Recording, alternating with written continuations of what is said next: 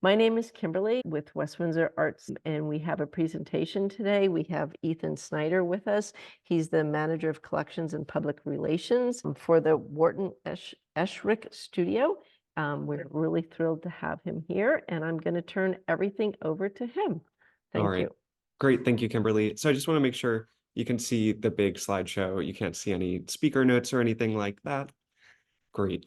All right. Well, hello, everyone. Thank you, Kimberly and the West Windsor Arts Council for having me today to do this presentation and virtual tour of the Wharton Esherick Museum.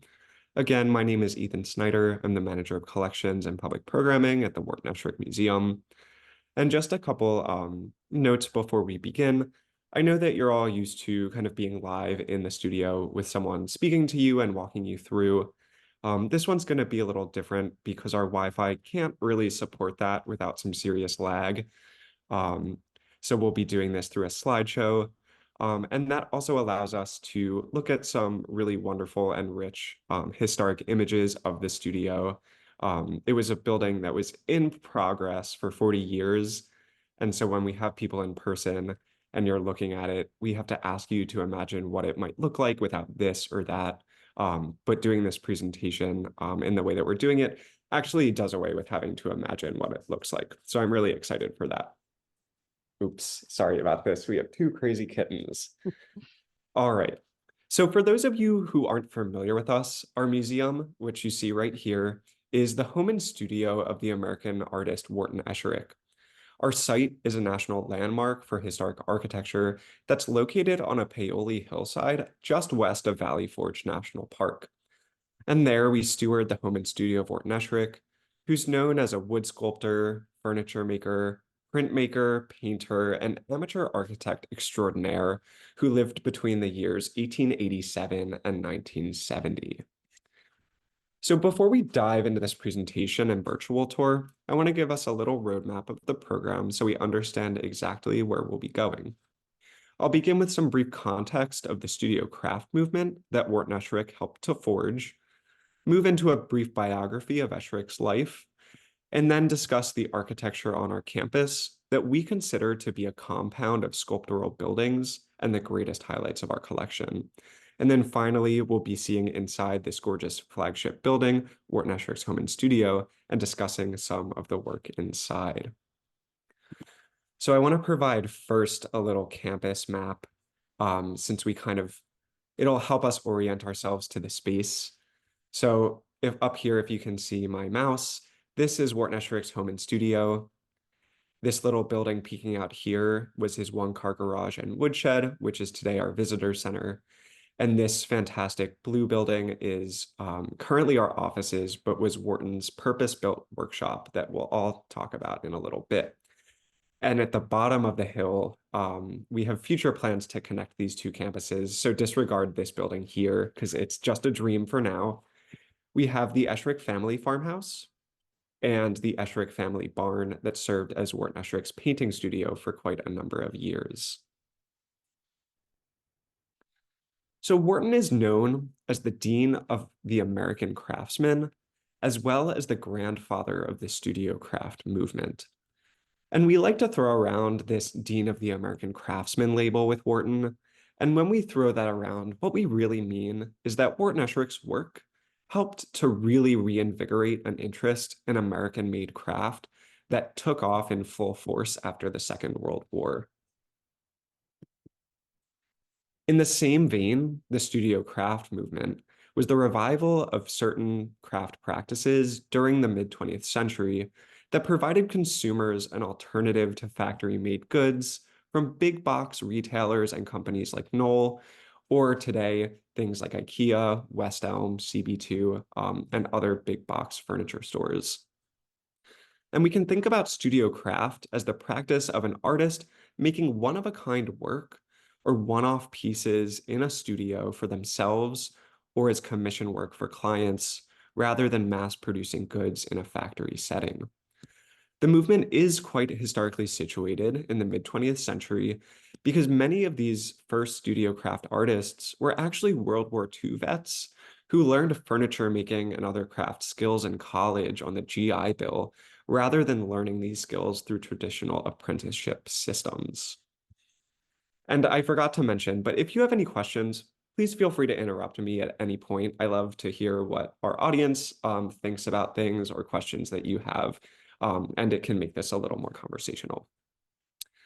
So since Wharton Esherick had begun his practice in the 1920s and was well past middle age by the time this generation of craftspeople were graduating with art degrees, many artists took inspiration from his work and practice, which is why he's considered the grandfather of this new craft movement.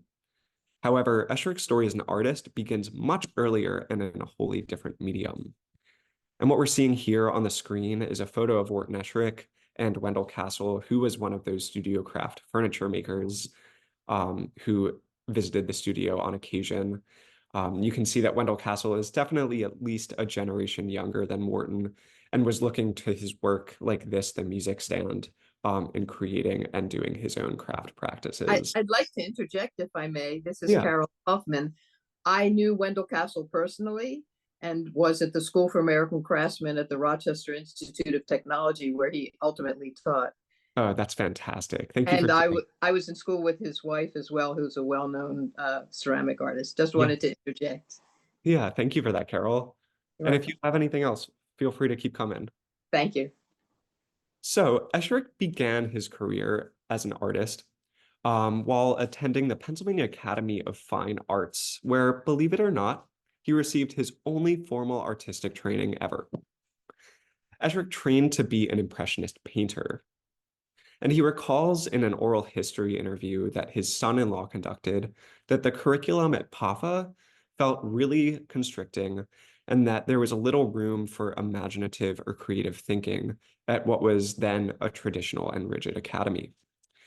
And as Wharton neared his graduation from this incredibly prestigious art school, he is so fed up with this kind of constricting and lack of imaginative pedagogy there that he actually decides to drop out weeks before he's going to graduate and forges his own path. And here we can see this wonderful self-portrait of Wharton Esherick from 1919 that shows him as a painter. And you can see a small area in the corner with his brushes and other artistic materials there.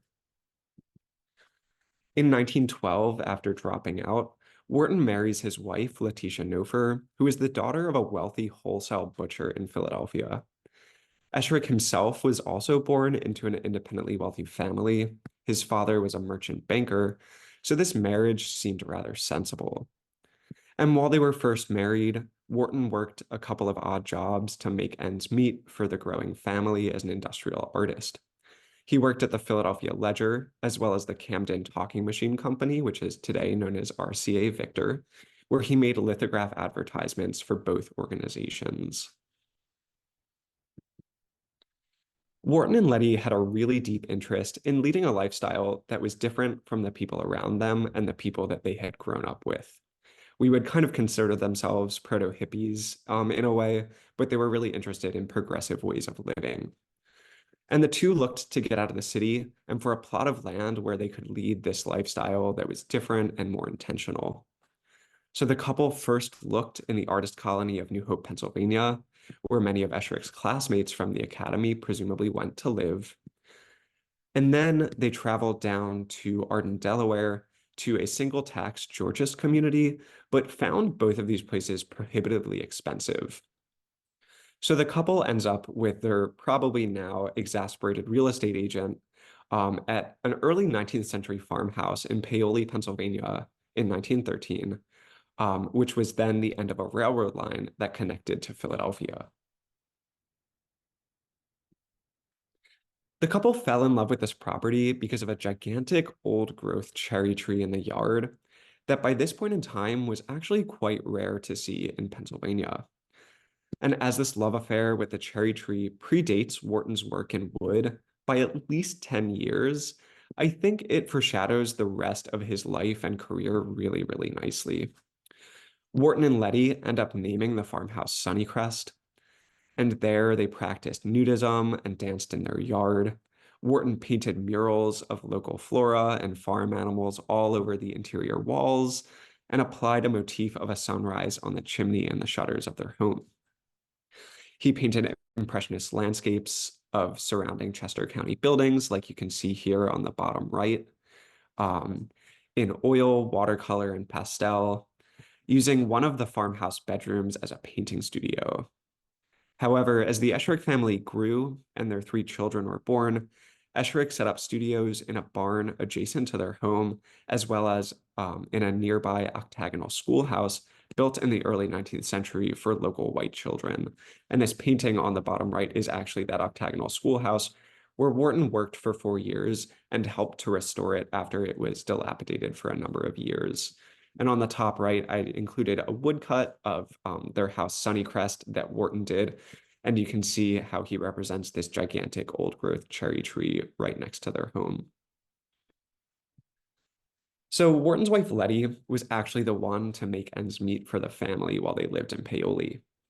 She took jobs as a teacher, social worker, dance teacher, and often cared for children in the neighborhood, raised animals, grew and sold peonies that she inherited from her great uncle, and she also grew and canned vegetables for sale. At the same time, she helped keep records of her husband's painting work and exhibitions. And Letty's interest in alternative ways of living, as well as her interest in progressive education, I would argue helped Wharton to expand his intellectual horizons. And I would also argue that Letty ultimately led to her husband's transformation from a painter to a woodworker. And here we can see a photo of the peony farm at their home Sunnycrest and this gorgeous woodcut illustration and broadside that Wharton put together to advertise the peony sales. So during a fateful trip to the progressive single tax community of Fairhope, Alabama, where Letty took the family so that she could train in progressive education with the ultimate goal of opening her own school at Sunnycrest, Wharton began to turn towards working in wood. In Fairhope, when they first got down there, Wharton Esherick took over as the school's painting teacher and defied racial norms by teaching at a local school for Black children as well. At the end of their first term there in the early months of 1920, Wharton wanted to be able to host an exhibition of paintings that he had been working on in his spare time. And here we can see an advertisement for that exhibition. Wharton goes into the town of Fairhope to find a frame shop so that he can hang his paintings on the wall of the exhibition space. But it turns out by this point in time, Fairhope didn't have a frame shop for him. So Marietta Johnson, who's the woman that is running this progressive school and under whom Letty Esherick is training, actually gifts Wharton Esherick his first set of carving tools. And with those carving tools, he began to carve frames for his paintings. The carved frames often feature motifs that interact with the paintings that they housed, and I'll talk about that in a couple minutes. And during the same winter, Esherick also received his first commission ever.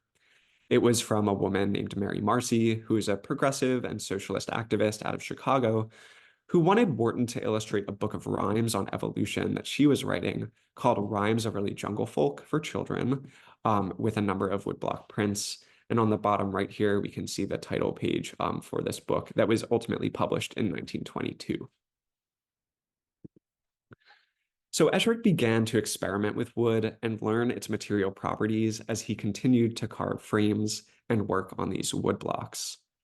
He began to realize, though, as he exhibited his work in the area as well as in Philadelphia, that people were much more interested in his frames than in his paintings, which I think is quite hilarious. And I imagine that this hinted to Wharton Esherick that he would have found much more success in wood than in painting. And in wood, his voice truly began to develop in new ways, and in ways that his stringent education as a painter would have never allowed him to. And I think that Wharton's paintings are quite lovely, but he doesn't develop that voice like he does in full force in woodworking. So Esherick began after this to make rudimentary furniture for their family farmhouse, and also carved antique furniture that he inherited from his family or went out to Lancaster County to purchase. With a growing family and the need for more space to do woodworking, Esherick trekked up the hillside from their farmhouse to begin construction on his studio, which is now our museum, in 1926. And while we're looking at this, you can see that this is a painting called Moonlight and Pines that was actually done in Fairhope, Alabama. And you can see how the pine needles that are carved into this gilded frame interact and highlight the pine trees that the painting depicts. And here you can see some of these wood blocks that Wharton was carving. And we consider everything that he made to be sculpture in one form or another. And these are kind of his early inklings of that later practice. So I'd like to suggest to you all that Wharton Esherick's development of his hillside is in no small part due to the fact that he was surrounded by a community of really skilled craftspeople with knowledge of tools, materials, and techniques that he didn't necessarily have himself. What we're looking at in this photo on the left is Wharton Esherick's 1926 studio, which looks quite different than it does today after having at least 2 or 3 additions later on. On the right, you can see Wharton Esherick's single-car garage and woodshed, which is now home to our visitor center. So to build his studio in 1926, Esherick worked alongside a stonemason, a mortar mixer, a cabinet maker and carpenter, as well as a couple of general day laborers who helped them. And together, these skilled craftspeople created a sculptural building set right into the hillside that's brilliantly oriented towards the natural world around it. And the year after, or a couple years after, we have Wharton Esherick's one-car garage and woodshed, which is the second building on our property. And it greatly expanded Esherick's presence on the hillside. And while, of course, this is a utilitarian building in nature, it expresses Esherick's kind of aesthetic philosophy and influence for his design and construction. So the garage is deeply inspired by German Expressionism. If you think about movies like The Cabinet of Dr. Caligari or Metropolis, those are also working in that medium. But it's kind of rare to see examples of German Expressionism in architecture. And we can see that with the hard, angular, and prismatic shapes, as well as how the roofline is actually not symmetrical, but it swings in the shape of what we call a hyperbolic paraboloid, but in much more normal speak, it's merely the shape of a Pringles chip. So its kind of unconventional curvature reflects Wharton's overarching interest in warped and organic surfaces. And he would often look for logs that were warped that could help him achieve architecture and buildings like this. So Wharton Esherick's 1926 studio was originally intended to be a sculptor's studio. And this should tell you that between 1920 and 1926, when this building was created, Wharton's ideas about his own creative path had radically shifted from 2-dimensional paintings and woodblock prints to 3-dimensional art with full-scale sculptures and furniture. And what we're looking at here are 3 interior views of Wharton's studio from our museum's photographic collection. By 1940, the building had formally become Wharton's home as well, with the addition of a kitchen, dining room, and a bedroom. But these photographs show us the first floor of the building, which was an active space of work for Wharton. In the middle photograph, we can even see Wharton's workbench and his tool rack behind him with the newly finished sculpture called Essie. And on the right, we can see this sculpture called Oblivion. You can see a lot of Wharton's tools in the background, as well as all of these wood shavings. And in the far back, we can see the loading doors of the studio where Wharton's raw materials would come in before he would hack away with an axe and an adze to create sculptures like this.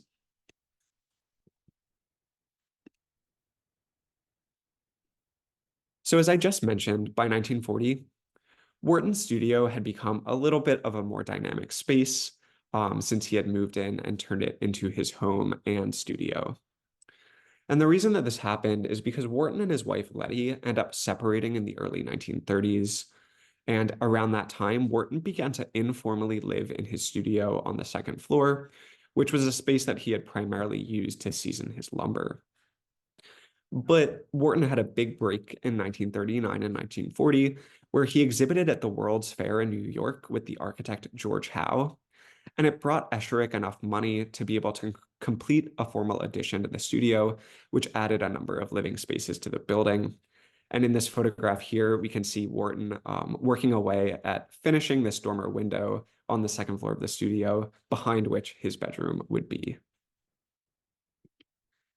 And here we see a photo of the studio after this 1940 addition. We call this area the Wooden Tower. And like his one-car garage and woodshed, it's deeply inspired by German Expressionism. In this photo, because it's black and white, it almost looks spooky, but it evokes emotion, and that's why we would consider it to be a piece of German Expressionism. On the right-hand side, we see the bedroom that was added for Wharton Esherick on that second floor. And in the Wooden Tower, a bedroom was added for his son Peter on the second floor, who came to live with him. A bathroom was also added there. And on the first floor, Wharton had a very small kitchen. And it was also the first time that they ever had entrance from this level.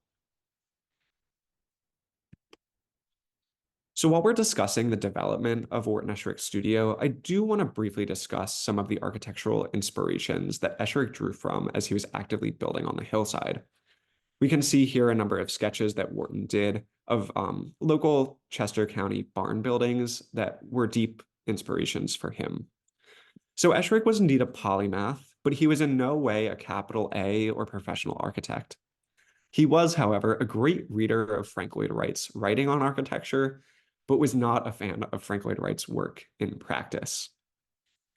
And I would say that both of these gentlemen agreed on a central point, and that is that a building should not dominate a landscape, but should naturally arise out of it. But from there, I think the comparison starts to get a little sticky, because when we think about Frank Lloyd Wright, we think about straight lines and right angles. Materials like glass and steel also come to mind. But with Wharton Studio, you'll be hard-pressed to find any straight lines and right angles. And rather than this hard-lined modernism of Frank Lloyd Wright, Esherick drew a lot of inspiration from these local buildings that he was actively sketching through the 1940s. And the biggest inspiration for his studio is the Pennsylvania Bank Barn, which is a form that was brought over in the 18th century by German immigrants. And in essence, a bank barn is a building that's built into the slope of a hill with entrance from a lower level. And you can see that going on with this building as well as this on the bottom left. And this was a really perfect form for Wharton to draw inspiration from, because he would be trekking up the hillside every day from the family farmhouse and entering from the lower level. So I think that it's really wonderful that Esherick saw these old extant buildings around him and said, I can put my own spin on this for my own purposes. And we'll see that for the last edition of the studio in 1966, he draws great inspiration from structures like this, which are grain silos that he was seeing in the area. So before we move on to talking about Esherick's purpose-built workshop on site, I do want to touch on where Esherick made furniture for the first several decades of his career. And I want to touch on this because when people think about Wharton Esherick, they think about furniture. And believe it or not, most of the furniture that Esherick was making in the 20s, 30s, and 40s, as well as the early 1950s, was not actually made on site. Rather, he was making it with the gentleman John Schmidt, who was the carpenter and cabinet maker who helped him build the studio. And the two of them struck up a relationship collaborating on making furniture.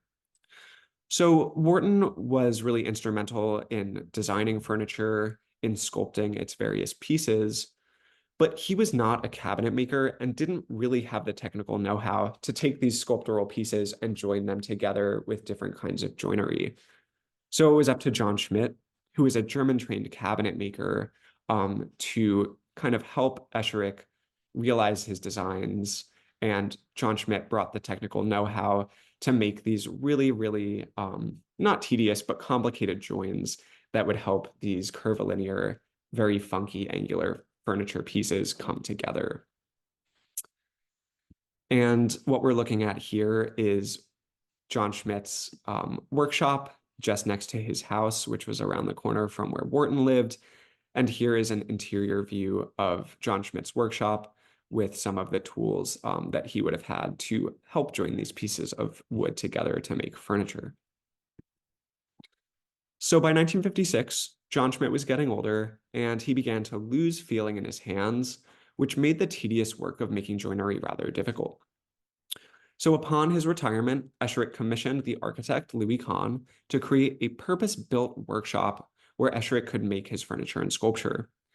And this project was a collaboration between Wharton, the world-renowned architect Lou Kahn, and Lou Kahn's employee Anne Ting, who was an incredibly talented female architect whose work is still due for further recognition. And Esherick was hands-on with design and construction of this project and was constantly trying to add his own take on their designs. So for example, as I said, you'll be hard-pressed to find straight lines and right angles in Wharton's work. So he actually paid off a lot of Louis Kahn's workers to stay in the evenings while the workshop was being built, and they kicked the walls in to add a very subtle curve to what otherwise is a very geometric building. And with this workshop, Esherick was able to fully export his furniture making and sculpture to a separate building, so that what was his home and studio for a long time could merely function as a private home. Before that, he would have to take clients inside, but we know that Wharton very, very much valued his privacy. So this 1956 workshop really allowed him to transform what was his studio into a home where he could live amongst his art and within a piece of art as well. So here's the workshop from the backside. As you come towards the workshop from the front end of our property, there are no windows whatsoever, which helped Wharton maintain his privacy. But the back half of the building that looks over the valley opens up with all of these windows. And on the lower right-hand corner, you can see the blueprints for this building from the office of Louis Kahn. So one of Esherick's two shop hands, Horace Hartshaw, who worked with him to build this 1956 workshop, shared his experience working with Esherick in an interview from the 1980s. And the reason that I'm sharing this is because I think it'll give us an idea of what daily life was like on this hillside while Wharton Esherick was alive. And Hartshaw recollects his time in the workshop and indicates that it was a space kind of marked by mundane details of employment, like salary negotiations, dealing with the idiosyncrasies of his coworker, pictured in that image there, Bill McIntyre, who was known as a big smoker and also quite a big swearer as well. But he also talked about routines that included opening the shop at 8 o'clock every morning and cleaning up in preparation for Wharton's arrival from next door at around 8:30. Hartshaw also recollected that many of the reasons he liked working for Wharton were that Wharton was never disgruntled with his workers, he never spoke down to them, and he kept the workshop really orderly. And to quote Horace Hartshaw directly, he talks about how, quote, "So many shops have so much junk around, scraps laying around and chips they never clean up. But Wharton kept his shop very neat and kept his wood stored on shelves and different things in bins. And we vacuumed the floor every Friday. It was a pleasant place to work because of the window that led to the sunlight in there and gave a view over the valley." And in this image on the right, we can see Wharton Esherick's purpose-built bandsaw that he created with John Schmidt before the two of them parted ways. And you can see that there's a bicycle wheel in there, at least two of them actually. Wharton was a prolific reuser and upcycler, and when it came to making something like this bandsaw, he would go to auctions to get cheap materials, he would go to junkyards, and they even had this running on a car engine for a time as well. So the final edition of the studio is built in 1966, which is just 4 years before Wharton Esherick dies. And it is this portion here, which we call the silo, as well as this deck that was added to the 1940 portion. What I love about this portion of the studio is that Wharton and his workers were able to mix in pigments into the stucco that they faced this silo with.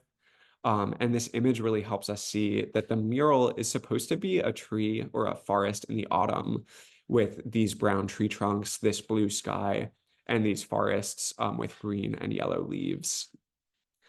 And another thing that I do love about this that I'll share is that Wharton started off as a painter. That was his only formal training.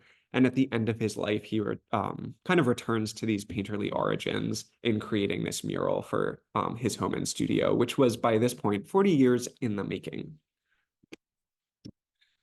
And here you can see another image of the silo from the front of the studio as it looks today. It's in need of a little bit of conservation, which we're currently working on now, but it added an extra room to the second floor of the building.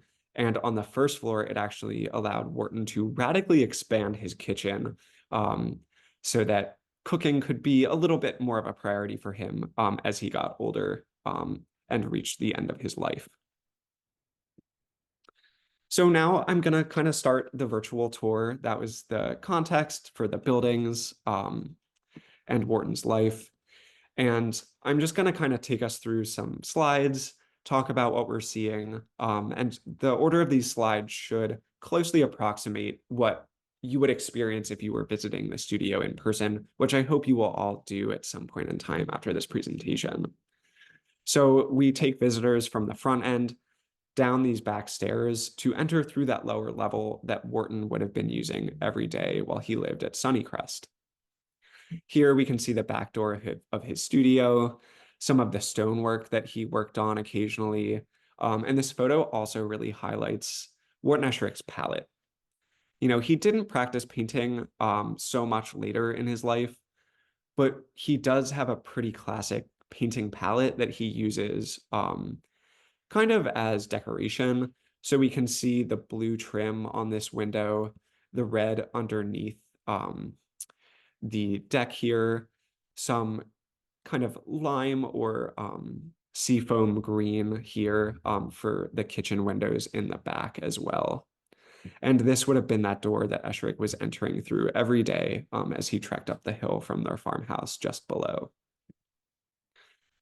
So this is where we walk into the studio, and we can see a number of Wharton sculptures already. As I mentioned, he really loved to live amongst his own art, and we consider everything he made, from utilitarian objects like furniture to things like this that are purely sculptural, to be forms of sculpture. And we love to highlight these coat pegs, which were some of Wharton's earliest things created in the studio. They were created in 1926. They were placed right into the walls of the studio, and they actually tell a little bit of a story of the studio's construction, or at least they're meant to kind of memorialize the work that was done. So these are all a cast of characters who helped to build this. We have Wharton Esherick above with his hammer and nail overseeing the whole operation. We have his stonemason Albert Culp in the middle. We have the gentleman who mixed the mortar, Aaron Coleman, here, as well as a couple of the laborers. And Wharton, as the whimsical artist that he was, wanted to commemorate the songbird that sung to them every day, who is pictured and sculpted here in the middle. And we highlight these on tours because they help us to really understand Wharton's work as straddling art and craft. So I'm going to share a quote from a curator that staged an exhibition of Wharton's work during his lifetime that I think really illustrates how we like to understand his work as well. So this gentleman, Robert Lehrer, the curator at the Museum of Contemporary Crafts in New York City, wrote this: Wharton conceives of his furniture as sculpture, indeed often refers to it as such. His aim has been to elevate furniture into the category of sculpture, to instill the purely utilitarian function of furniture with the same characteristics that govern sculpture: mass, line, movement, and planes that appeal to the eye with an interesting play of light and shade. So while we might not consider these coat pegs furniture, they are completely utilitarian objects. And we can see on this historic photo on the right of Esherick's studio that he actively used these coat pegs to hang his coats. So while during Wharton's lifetime, these were utilitarian objects, today when we enter the museum and see them not being used, we can understand them as small forms of sculpture that Wharton lived with and used. So they really straddle that line between utilitarian objects, but utilitarian objects raised to the level of sculpture as well. And I will constantly point out in the studio that everything from the building itself to the smallest details, like this door latch, are pieces of sculpture. The way that we think about it is that the building and everything inside of it are realizations of a blueprint that Esherick had to live an intentional and artistic lifestyle. And in being able to make all of these things to his liking, from these door latches to the building itself, he lived in a work of art that was kind of purpose-built for him. So this is the main gallery of Wharton Studio. This is where the tour begins. This originally was the dirt floor that Esherick worked on when this was his studio in 1926, but the wooden floors were added later on as this became a place where he also lived. And as you can see, it's full of handcrafted objects, most of which are wood, from desks and chairs and sofas to even the most sculptural staircase. So we're going to highlight a couple of the objects as we move through, and I'll talk about what we're looking at. Behind this railing here is what we call the sculpture well. It is a basement that was dug out during an unfortunate incident where Wharton Esherick discovered a termite infestation in his studio. Probably the last thing a woodworker ever wants to discover. But Wharton, we know, was a pacifist, and as such, he didn't really want to use chemical agents in his studio on these poor termites. So as this story goes, he digs them out and tosses them down the hill. And in the process of digging out these termites, he's creating this larger space where he can exhibit these large-scale sculptures that would not be able to fit in his space otherwise. This is a garden horse that Esherick made, one of his many pieces of outdoor sculpture. This used to belong or was given to the Hedgerow Theater and School in Rose Valley, and it was returned to the studio at some point in time and is now a part of our collection. Here to the left, we can see the loading doors with these beautiful carved eagle motifs that Esherick put in. And again, this is where those raw materials would be coming in. And Esherick was actively using this space to sculpt his work before it was transformed into his home. And again, here is that wonderful self-portrait of Wharton that is hung in the museum from 1919. And it kind of shows us the beginnings of Wharton Esherick's career. And again, in 1919, he pictures himself in a self-portrait as a painter with his smock full of paint and his painting implements behind him. So the first object that we're going to take a close look at is this desk, which was built in 1927, and we call it the drop leaf desk. And it's one of the earliest large-scale pieces of furniture that Wharton Esherick worked on. And I think it's a wonderful object for a number of reasons, which I'll get into in a minute. But here, this image shows us the drop leaf section opened with all of these fantastic cubbies that allowed Esherick to store all of his materials and papers and wood blocks and things like that. So again, the drop leaf desk was made in 1927. It's primarily made of red oak. And what I love about it is that this was made at a time when Wharton Esherick was actively working on his wood blocks. Wharton moves away from carving up the surfaces of his furniture like this pretty early on, so there are not a lot of examples of Wharton's work with carved surfaces. But I think that there is a really great kind of conversation to be had between the decoration on this desk and its intended use. So we can see that Wharton has a number of carvings on this desk. Up top, we have birds in the sky for these cupboards. The main drop leaf portion is decorated with a forest in the autumn or winter. And then down below, which houses flat file storage, we have these fields of wheat and corn, and a very, very, very large drawer at the bottom that's built into the base where Esherick could store his really large pieces of paper. So what I love about this piece is that it's really, really smart. Wharton used this object to house all of the tools he made, or all of the tools he used to make woodblocks, which would have been fit into these cubbies. And he also would have fit the woodblocks that he finished into these cubbies as well. The flat file storage would have held folios of his prints. And what I think is so smart about this piece is that kind of conversation between form and function. Wharton's carving the surface of this furniture just like he's doing to his woodblock prints.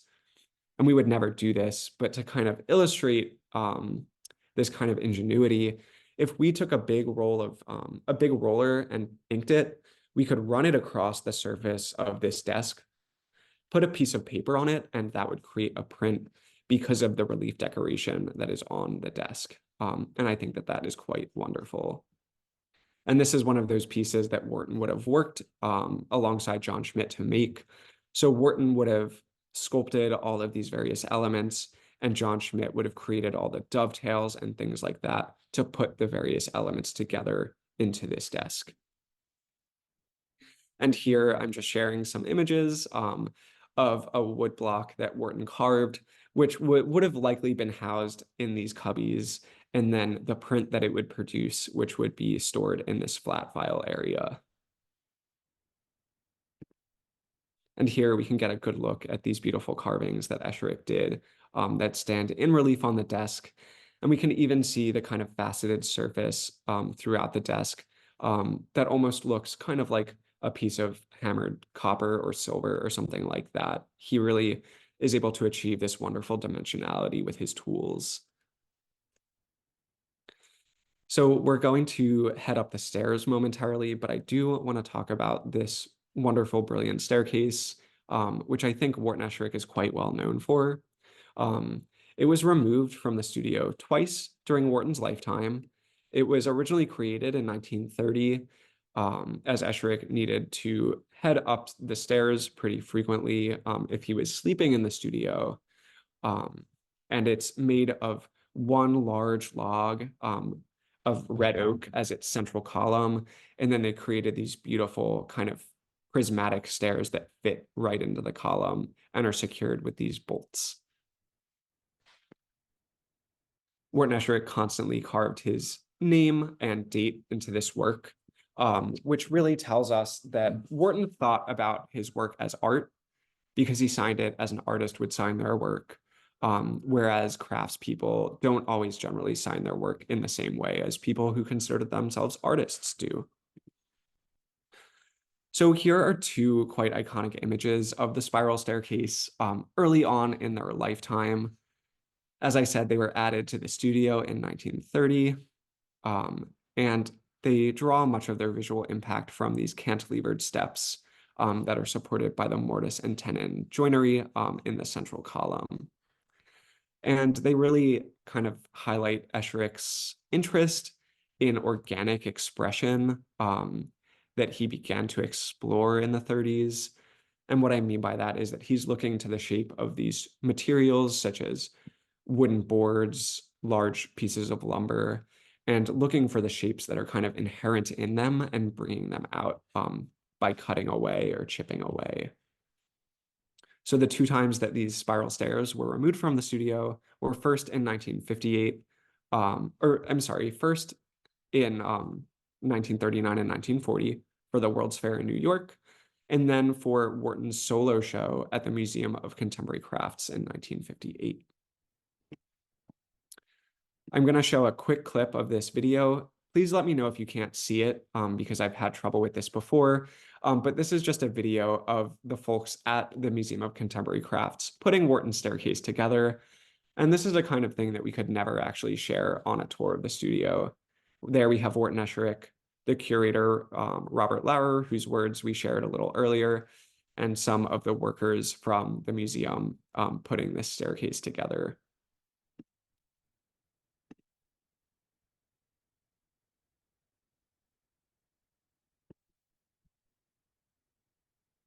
So now we are in Wharton Esherick's bedroom, which is part of that 1940 portion. And I think that it provides us a nice opportunity to talk about Wharton at the World's Fair, because that was the project that brought him enough money to execute this space formally as his bedroom. So in 1939, 1940, Esherick was invited by the architect George Howe to create a model room at the World's Fair that was meant to be an interpretation, I'll say, of a vacation home in the Poconos. They named it Pennsylvania Hill House, which I think is probably a nod towards Wharton Esherick's studio as a home on a hill in Pennsylvania, rather than anything to do with a Poconos mountain resort. But many of the objects that we see in this space were actually exhibited at the World's Fair.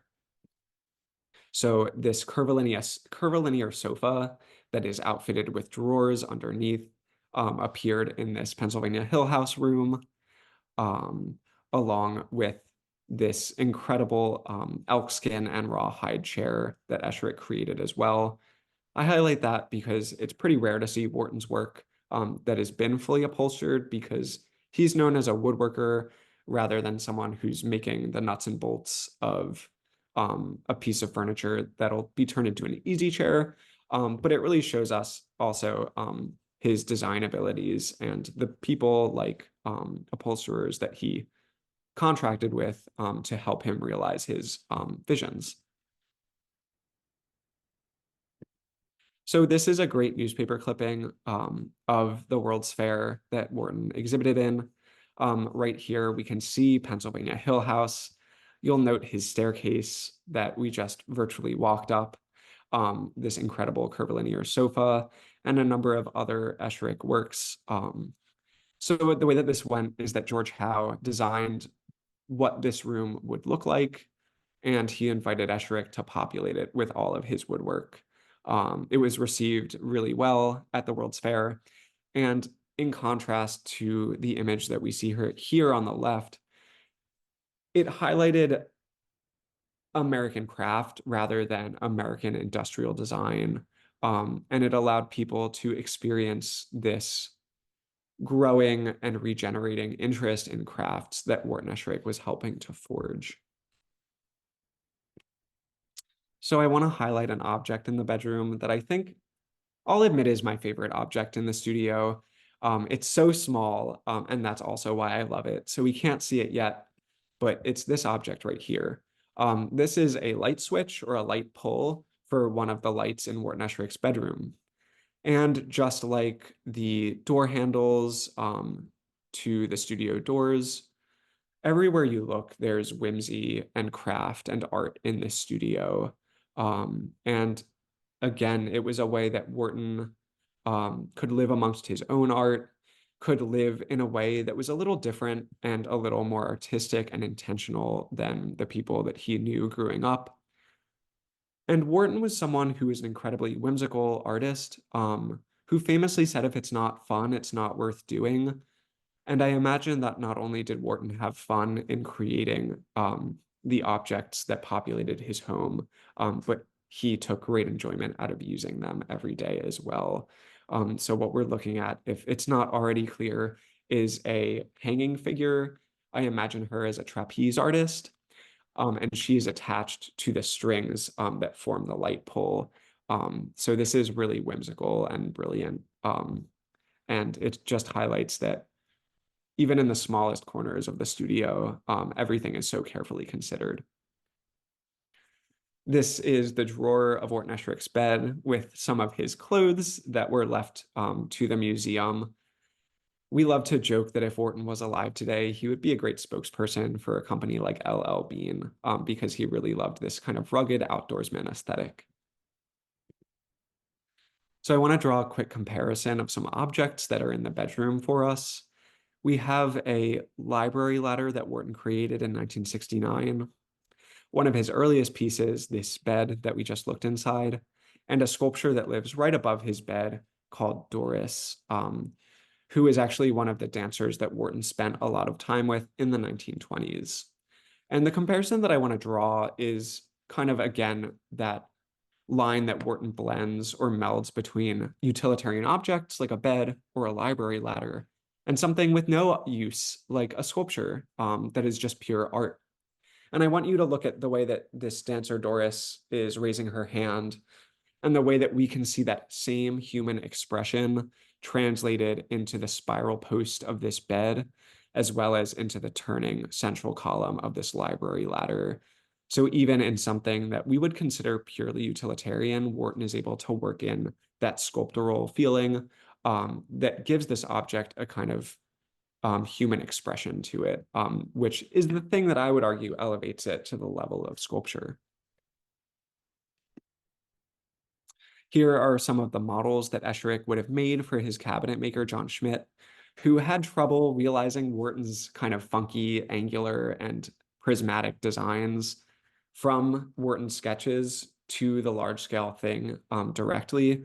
So Wharton would make these little models for John Schmidt that helped Schmidt kind of understand where he's going to need to put the most care and work into, because it was not so easy to make joinery for this really funky furniture that Wharton was imagining and helping to create. Here is an example of a model that moves. It's a TV stand that actually is built on a little pin, and so it's able to rotate. So even these models are meant to move as the full-scale object is as well. This is, again, the 1940 portion. This is Wharton's dining room. We can see his dining table, a number of chairs that he kept, which were not up to his standards, so that he could continue to learn from his mistakes. The staircase that leads up to what was his son's bedroom and that extra bathroom on the second story of the wooden portion. And in this photo, we can also see another aspect of Esherick's palette, which is this kind of seafoam green that he added to his window panes. The floor itself is a work of art. It is a number of pieces of scrap wood that were fitted together with tongue and groove joinery that actually create a kind of puzzle piece mural for Wharton to walk on every day. Here we can see the rough-hewn surfaces, which I would argue is a design element to the ceiling of this dining room area. And it creates a really wonderful contrast between these very nicely finished floors with these rough-hewn surfaces that really show off the beauty of this material. So I'll highlight this beautiful swinging light. We find these all over the studio, and they're really derived from Esherick's interest in sailing. Him and his wife went sailing for their honeymoon, and as people interested in different ways of living, this was really influential for Wharton, and he is constantly drawing upon his experience sailing as he's creating things for his studio. This is a photo of a honeymoon log that Wharton kept with some of his drawings that memorialize the trip, and a photo of Wharton and his brother sailing on Barnegat Bay in 1905. And these swinging lights are modeled off of tillers on boats, which is the thing we can see Wharton holding here. And it's essentially something that you use to steer a ship. It's built on a hinge, which helps the ship steer. And Wharton takes that same technology and builds his swinging lights on a hinge, and they can move around as he needs them to. And I think that that was quite brilliant for him to take inspiration from that. What we're seeing in here is the full-scale kitchen, which was built in 1966 inside of that silo. And even the kitchen is modeled off of a galley on a ship, which is really wonderful as well. And one brilliant thing about Wharton's work is that he is able to recreate the feeling of being in a space without just recreating the space itself. So what I want to suggest here is that in standing in front of his sink and looking out on the deck, it approximates the look of a ship. And it's not, exactly one-to-one, but it's just that general kind of gesture that this patio makes from this one vantage point. And I'm making a comparison to this woodcut print of a ship here. And this point of view from Esherick's studio looking onto his deck really does approximate that feeling of being on a boat without actually recreating what a boat looks like in a very precise way. I want to return all the way to the beginning of the presentation, if you don't mind, to talk about this wall. So if you remember, the thing that got Wharton and his wife to move to Paoli in the first place was that gigantic old-growth cherry tree. Around the time that Wharton and his wife separate in the early 30s, the tree is taken out by a blight of beetles that were killing trees across eastern Pennsylvania. And Esherick was able to salvage enough of this very meaningful tree to create this wall for his dining room. And what I love about this wall is that as Esherick was milling this large tree, he kept coming across nails and other things that were inside of the tree trunk that had been put in the tree by people who lived at Wharton's farmhouse well before him, such as farmers who would hammer nails in to hang their farm implements. So this is a tree that really inspired Wharton and his family to move here, but it's also a tree and an object that meant a lot to many people predating Wharton's time as well. So I think it has a wonderful history. But before it was ever installed in Wharton's dining room in 1940, where might it have been? It was actually installed in the World's Fair. So after this tree was milled and the wall was created, it was installed in New York City in Pennsylvania Hill House, and we can see it here. And again, I'm picturing the cherry tree from the beginning. And what I love about this, and I think is so fascinating, is that in creating this wall for the World's Fair, this is the project that gives Wharton the funds to execute his 1940 addition to the studio, which this wall was later installed into. So this one single tree has a history that well predates Esherick, but this tree also has a really wonderful itinerary and afterlife to it after it was cut down as well. This is just another photo of the opposite wall of Esherick's dining room with a beautiful hand-carved heat return, one of his prints, and some of the plates that his friend Henry Varnum Poor, who was an artist in New York, made for him to commemorate the birth of his children. Here is the view from the deck looking towards the studio, and we can see a plum trim on Esherick's windows, which is another favorite color of his. And here we have a good vantage point of the windowless side of his workshop that ensured his privacy and what is today our visitor center, but was that one-car garage and woodshed. And of course, we have Wharton Esherick's own interpretation of an Adirondack set that's done in cedar, but adds this kind of more organic curvilinear spin to it. And as well, we see some of the outdoor animal sculptures that would have populated these grounds during Esherick's lifetime that he worked on with collaborators. And here's a view of the 1966 full kitchen with this incredible open stove, pots and pans that hang from the ceiling like they do in a galley kitchen, another one of those beautiful hanging lights, and even, you know, the top of his pots, Wharton carved lids for. So many things in the studio are so carefully considered, built to purpose. And, you know, Wharton was not someone who was interested in going out and buying something at a store and having something that, you know, millions of other people had, but creating these things for himself really allowed him to execute this way of living that he really wanted to be able to forge for himself. Here is the drawer that opens on a single hinge, and it's one of Esherick's kind of funky creations with some of his silverware inside. So that about concludes the virtual tour